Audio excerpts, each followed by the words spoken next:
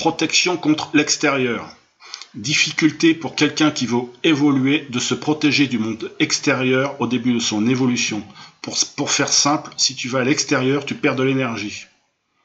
Si tu veux préserver ton énergie, tu te dois de te protéger des autres. Dans un premier temps, quand tu commences à construire ton système énergétique, tu te dois d'être prudent car ton système est faible. Tu dois non seulement te protéger des vampires énergétiques, mais aussi de l'extérieur. Car dès que tu vas à l'extérieur de l'endroit où tu vis et où tu te sens bien et protégé, tu perds de l'énergie. Il convient donc de ne pas trop sortir pour te préserver. Le problème que je rencontre le plus souvent, c'est que les personnes qui commencent à énergétiser leur corps ne sont pas prêtes à vivre recluses, un peu en dehors du monde. Pourtant, il n'y a pas 36 solutions pour te préserver. Mais c'est provisoire.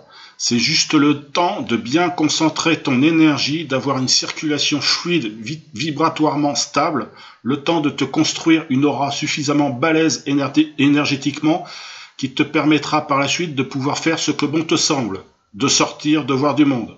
Mais en attendant, protège-toi, car n'oublie pas, avec l'énergie, on ne peut pas se permettre de faire n'importe quoi, je ne le répéterai jamais assez.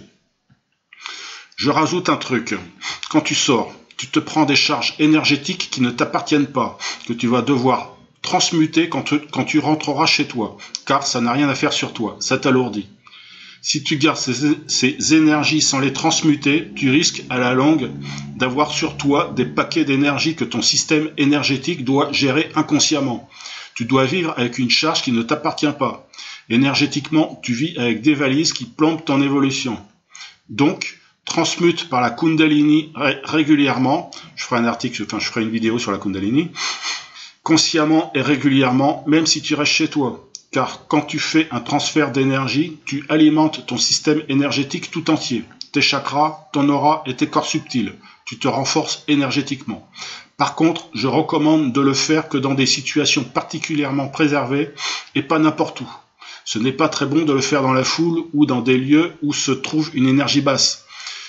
Dans certains lieux reconnus comme saints, dans une cathédrale par exemple, tu peux transmuter naturellement. Il est plus aisé de transmuter dans ce genre de lieu. L'énergie passe toute seule dans ton corps, dans ces lieux.